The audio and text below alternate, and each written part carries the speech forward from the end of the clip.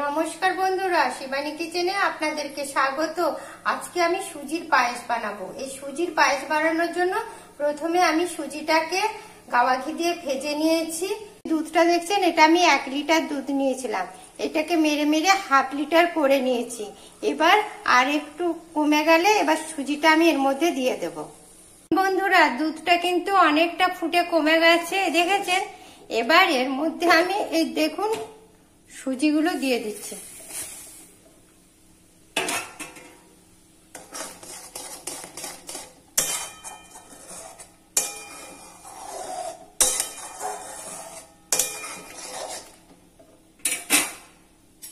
এবার এর মধ্যে আমি 2 চামচ চিনি দিয়ে দিচ্ছি। খুব বেশি মিষ্টি হলে সুজির পায়েসটা খেতে ভালো লাগে না, এই জন্য কম মিষ্টি দিলাম।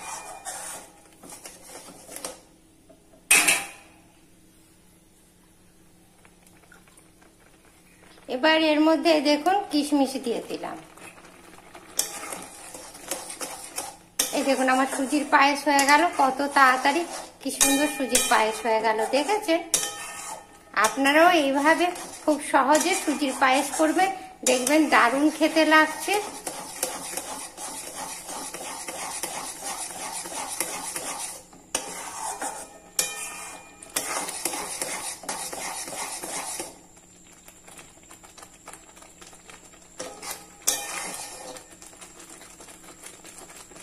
এই দেখুন বন্ধুরা, কি দারুণ আমার সুজির পায়েসটা হয়েছে, দেখেছে।